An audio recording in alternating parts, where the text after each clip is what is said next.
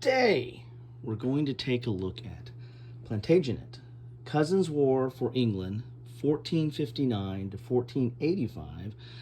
This is volume 4 in the Levy and Campaign series, which, if you're keeping score at home, includes Nevsky, which was volume 1, Almoravid, which was volume 2, and Inferno, which was volume 3. And now we have Plantagenet, which is dealing with the War of the Roses.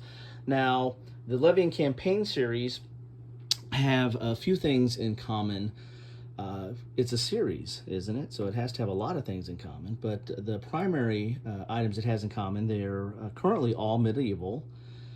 They're all operational, meaning that there is more of an emphasis on logistics and supply. And as you see here, levy and campaign. It's raising your troops, getting leaders or lords to rally to your cause and trying to keep them in service during the campaign, so that you can successfully wage war or your campaign and whatever the victory conditions might be. So those are all similar traits of the Levy and Campaign series, and this continues on in this is in the medieval or Middle Ages. And actually, kind of coming close to the end of that period, but we're still in there with knights and lords and vassals and the like. This is very much steeped in that tradition. Now, as I said, it's covering. It's produced by or published by. All these games are published by GMT Games, which I want to thank for sending me this, because this is a very interesting series, the Levy and Campaign series, and we'll talk a little bit about that as we get inside the box. But this topic is interesting to me as well. I first was introduced to the Cousins' War, as it says here, or the War of the Roses, as it's called in other aspects, with Kingmaker. Excellent game. Avalon Hill played this quite a bit, and it was a great multiplayer game. It actually played better, in my opinion, multiplayer, because there were so many different factions and trying to figure out which side you were on, and there was I actually played this before I played Diplomacy, but this gave me the same feel and vibe as Diplomacy. There was quite a bit of backstabbing that went on in a game of Kingmaker. Now, this is being republished or reproduced or done in a deluxe version. I don't know who did that, but I think that's out now. It wasn't Avalon Hill, of course, but I think that's out now. I really like this game and played it quite a bit growing up. Along those same lines, or with the same topic, is Son of York. Now, this is a card game. It deals with the same topic. It's dealing with the War of the Roses. And it has a different perspective on it, in that it truly is a card game, and that's all there is cards in this. It's not a board per se, but this is a it's an interesting look, and it's a good look. I prefer Kingmaker. However, this does play faster than Kingmaker, quite a bit faster, and probably when all is said and done, is probably going to play faster than Plantagenet, in that the Levy and Campaign system is a little involved. The Levy and Campaign system on its face is not overly complex. However, since it is such a different look at medieval operations, because there's not a lot of games that go into medieval operational level combat, that it takes a little bit of wrapping your head around what's going on, because it's not none of these in the Levy and Campaign series are your traditional hex encounter. There are no hexes, and there really is not a lot of counters in these games. I mean, it's got wooden bits. It almost has kind of a tactile miniatures type feel as you're mustering all your forces which are these little wooden bits and in different shapes to represent, whether they're mounted or infantry or elite or the like. So definitely a different look, definitely a different perspective. Let's take a look at the back of the box here. And each of the Levy and Campaign games, each of the previous three, have done something a little different. They've added, they've kept the same core system, but they've not only tailored that system to the specific conflict that they are simulating, but they've also added some, rules that might be, needed or better suited for that specific conflict as well. And we're going to see the same thing here. In fact, one of the things I think we're going to see here is in the previous ones, there were lord boards or individual boards for each of the different lords that you're mustering, and they're really the leaders that are holding the forces, and that's where they're kind of the holding box where you keep all those wooden bits, right? The different types of forces. But they were all individualized. They were all historical leaders that fought there. They're still going to keep with those historical leaders, but there's so many that come and go during this period that I don't think they're going to be individual board. I think there's like a generic board, and then I think there might be a card that might represent them. I think that's what I saw. I saw some of the pre-release stuff, or I was reading some of the commentary, and I think that's what they've done here. So, I mean, it's still the same system and still plays the same way, but I mean, they've really expanded upon the amount or the different variety of leaders and that you're going to be taking place in this conflict. So that's enough of all that introductory stuff. Here is the back of the box. Here's an example of some of those leaders. Here is the map. And as you can see, it's kind of a point-to-point map, or, there's going to be cities that are key locations, and there's going to be roads and paths and trails that go in between them that where you're going to conduct your movement. There's going to be your turn track or your year track or season track that will determine not only the turns or the length of the game, but it also that's the track where you keep track of which lords are on your side, or when is their term up? When are they going to be potentially leaving you?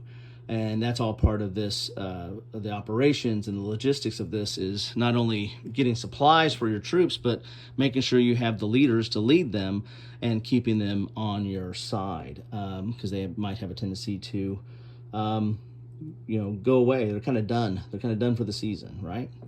And here's one of the examples of those cards, I think, down here, that will be over on a generic board as opposed to having the individual boards.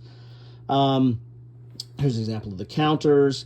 As I said, this isn't an overly intense, not an overly populated counter game. Usually a lot of the stuff that's on the board are these little markers here, these little round markers that will be the individual leaders in moving their forces. Now, there might be several of these in this game because I think there's a lot more leaders going on here. This was a very chaotic period of a lot of different alliances and a lot of different lords and leaders moving around. Where some of the previous iterations of Levy and Campaign were really focused on like maybe a certain aspect of that period. So there might only be, in any scenario, there might be, half a dozen leaders, where this one might scale up quite a bit more over time. So here we go, a little bit of introduction to it here. King Henry, let's go in a little bit so you can read it along with me if you so choose.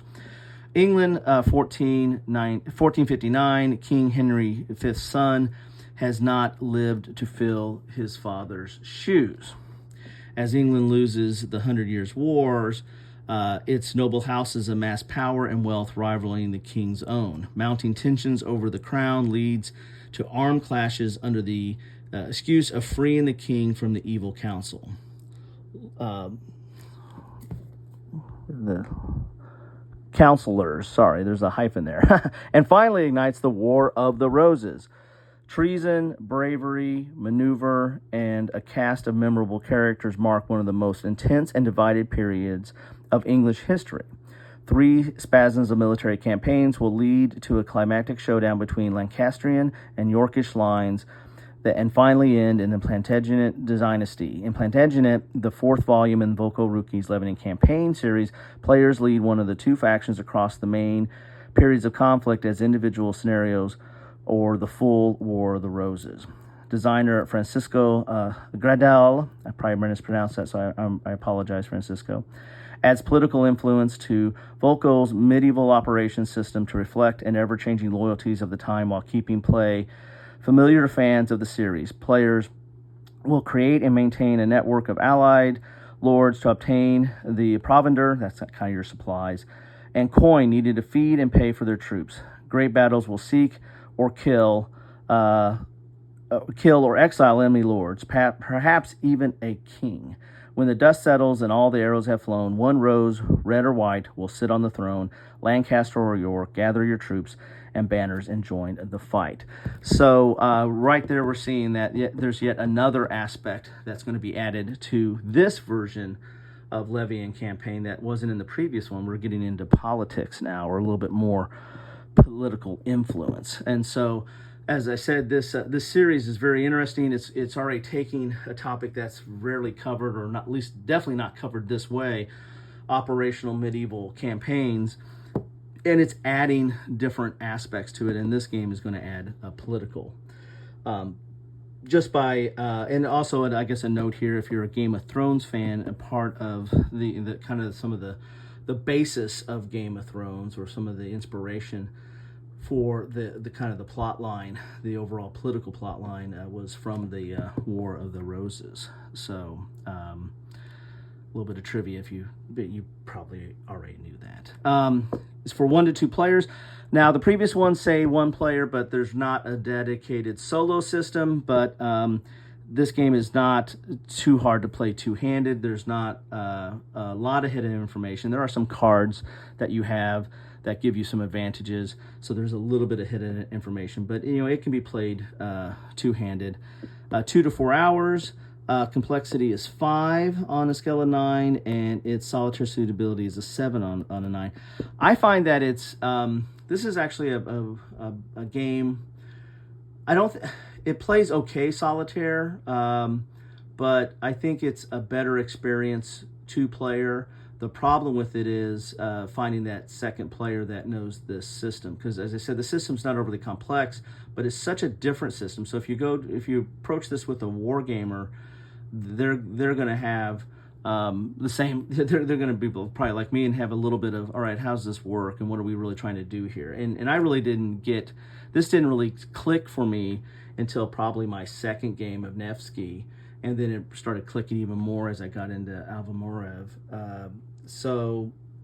But whenever I set it down on the shelf for a long period of time and come back to it, there's a little bit of relearning that takes. So, finding that, maybe a Euro player a Euro game player might find this easier to pick up, because not that it has a lot of Euro mechanics, but it's trying to relearn your war game sensibilities sometimes. It can be your own enemy here.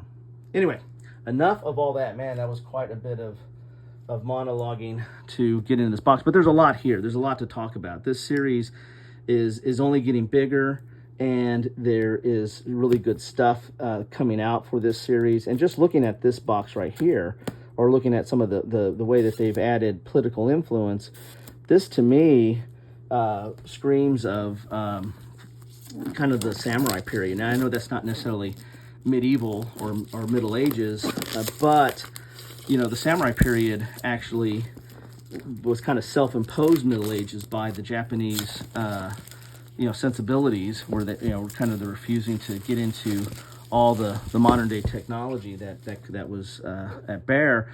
But the feudal nature and the honor code and everything, and the shifting alliances that happened in late 1500s, early 1600s Japan, I think this system could go right to that. Now, maybe that's in the works, but I think the system could go to that. But again, it's going to take it out of the general time period that I think it's normally been set for. All right, so let's get this lid open here.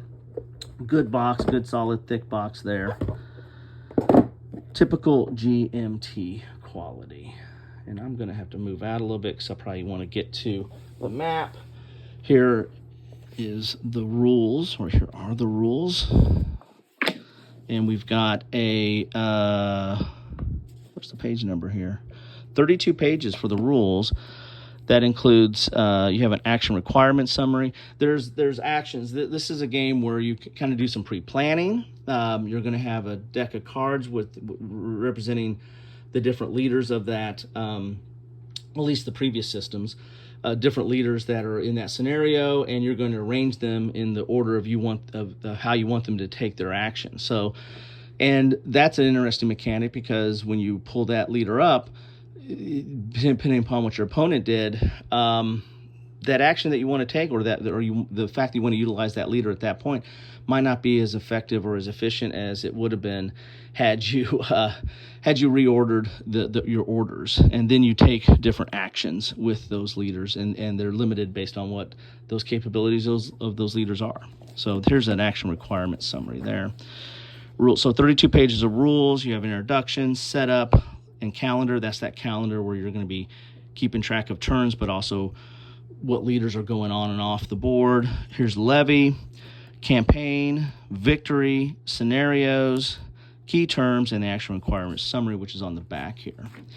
This is a nice little feature here that here's a summary of changes from earlier volumes. So this is going to tell you that if you're very familiar with the three previous volumes, this might be a quick little chart to look at and say, well, what's really different? What are the things I need to, as I'm going through these rules, if I'm really familiar with them, do I have to go through everything, or do I just need to be on the lookout for what's really new? So that's a nice little thing, that what's changed between the series. And the series keeps evolving, right? And again, it's evolving not only to simulate this specific conflict that's at issue, but it's also adding some new aspects. Like this one has political influence.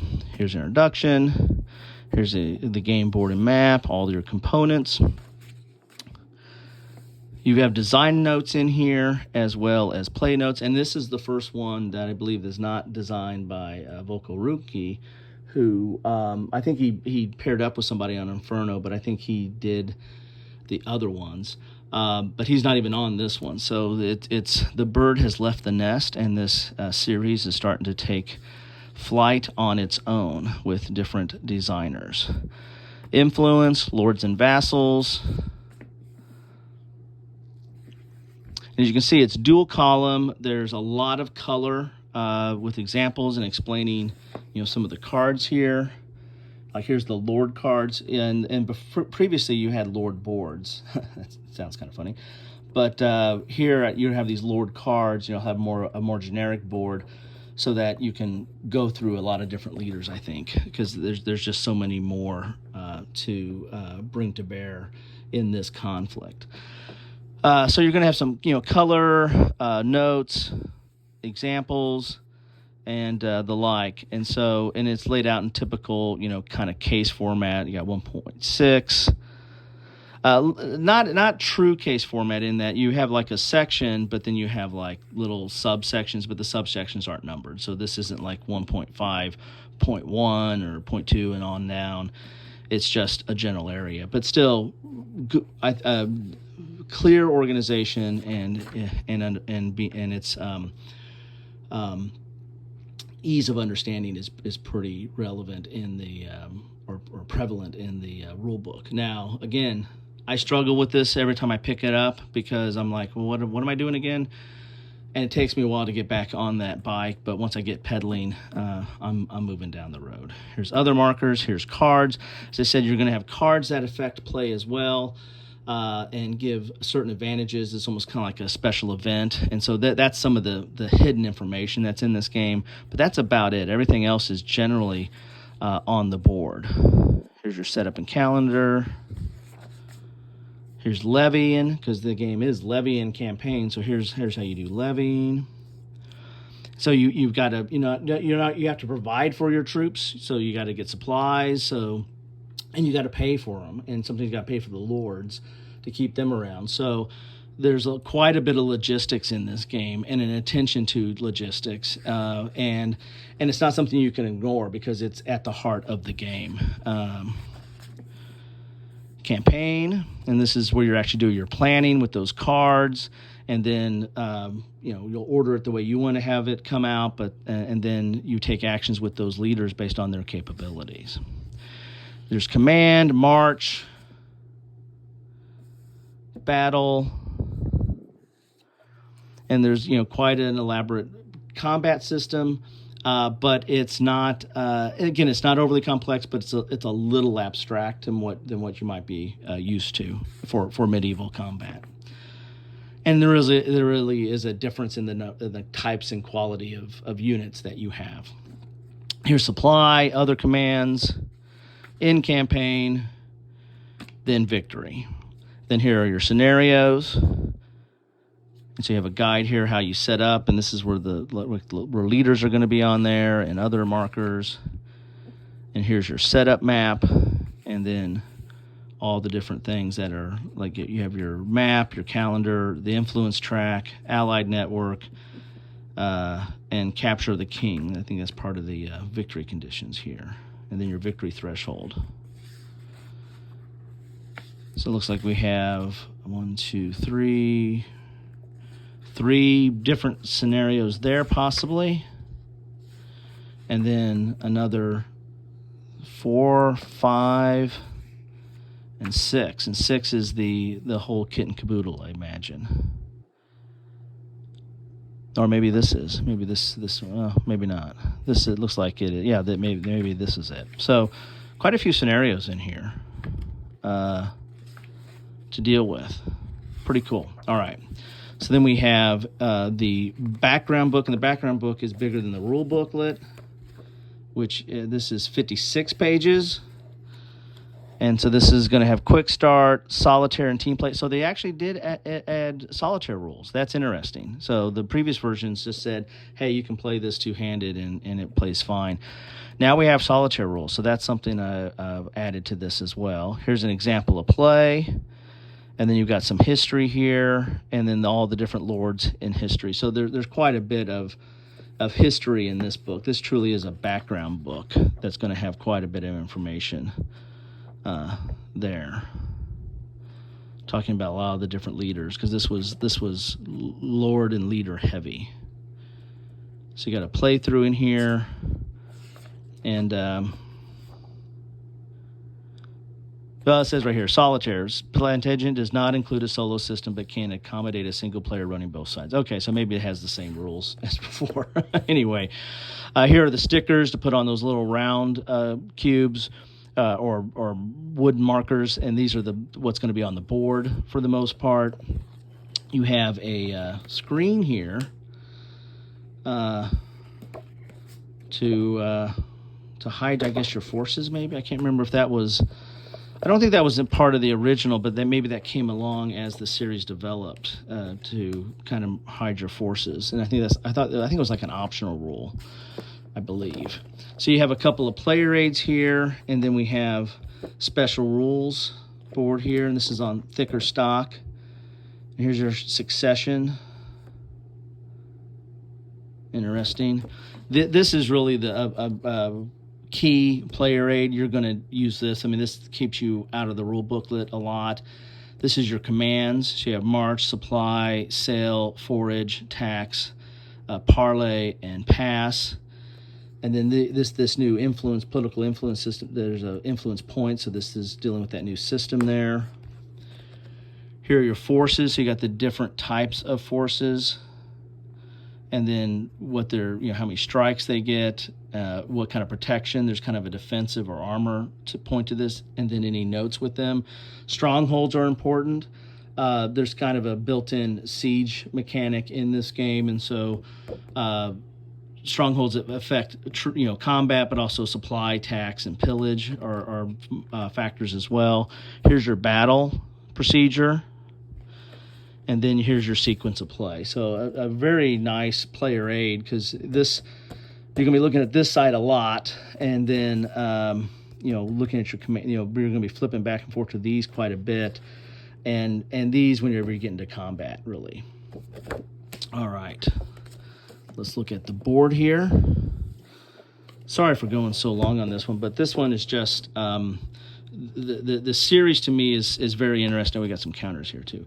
The series is very interesting. This whole Levy campaign, I'm excited to see where it's going and how it's developing, but also this topic. I actually followed and played more games and knew more history of the War of the Roses than I ever did of the English Civil War, and now I'm starting to pick up more English Civil War type games and history. But this was kind of a first love when it came to English history. So here's your board, nice mounted board. You've got a track around the side. So you're going to have highway, road, and path are your 3 tracks to move around. You kind of have a point-to-point, mainly going from city to city or town or what have you. So you have town, city, and fortress, which are going to be hold points on the board. And then you've got your calendar and track up there. Here are the counters. So we get 2 counter sheets in this game. So this one has more, and a lot of these usually land on the player board of who the different leaders are. So I wonder if that's going to keep up the same here. But most of these markers in the past have been more administrative type markers for the game. And the wooden bits go on the board. The wooden units go on your leader cards.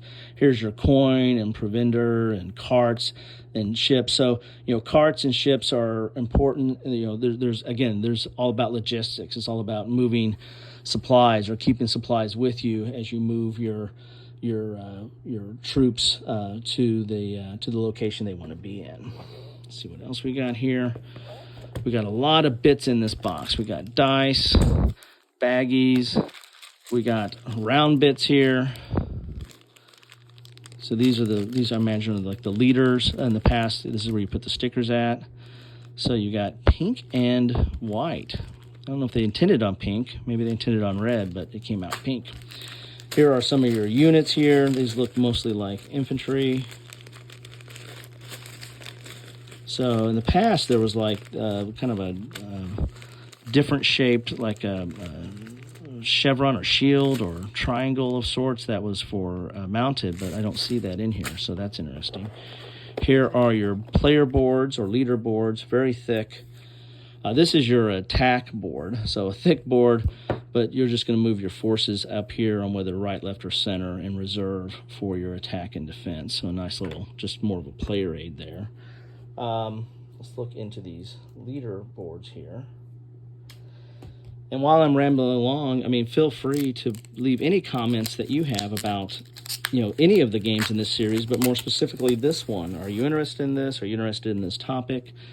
So here are these. In the other games, these were individual boards that had all the information about that lord. Here you just put the lord card, and then you keep track of the units on it. So this is basically a holding box and a generic holding box, and you put the lord card in here. So you've got several of these to put on the side of the board, and that's basically a holding box for your units. So we've got 4 decks of cards here. I want to make sure I don't miss anything inside the crevices of the box. There we have it. Don't know which one. Let's start with the leaders first. Should we go York or Lancaster? Let's go York here.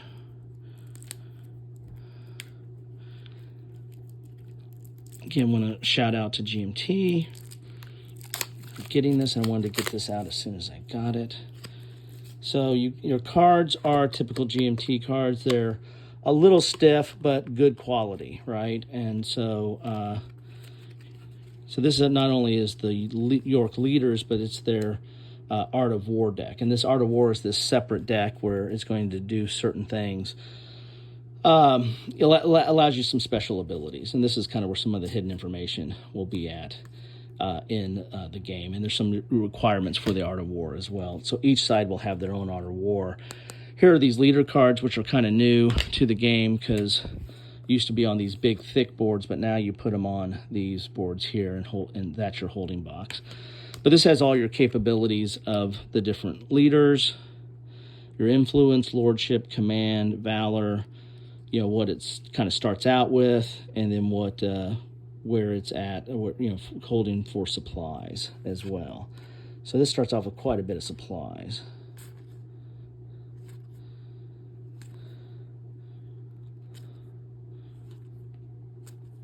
So there you have it, and they all have different capabilities. Richard III. Okay, and then you're going to have a similar deck, you know, for the Lancasters. Here's King Henry VI. And just the heraldry was always, you know, fascinating to me, and especially in Kingmaker, moving those little bits around with their shields and heraldry. That was pretty cool. So this is the Lords. Then these are actually these are those order decks that you use, your command decks. Sorry there. So this is what you'll you'll have a deck, and you'll put out your commands and then reveal these in order, and then that person will go, like Jasper Tudor will go and perform its actions before anybody else in your deck, and then the other side goes, and you kind of go back and forth until you go through all the orders. So these are basically your order deck, and you can also pass as well. So let's look into here. This is the command deck for the York side. There's your White Rose. So here's all your different Warwick.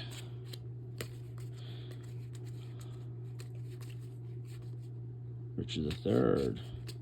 So there's all your, and then you can pass, of course, there too. And then this is the Art of War deck for the Lancasters, or the Lancastrian forces. So Art of War. And these are their special cards and abilities. And they might have requirements. Like this you can use on any, but others might be limited. Like only these people can do this. So there might be some requirements on these cards as well. So there you have it. Went way over. So sorry about that.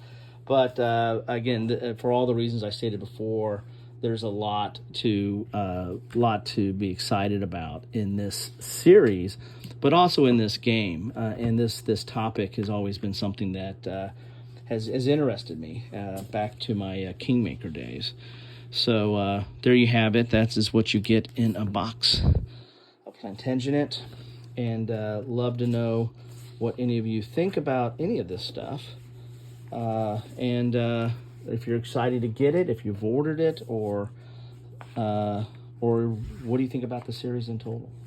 Anyway, thanks all for stopping by today and sharing some time with me to look at all this goodness in a box.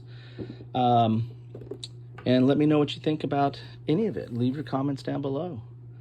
Take care.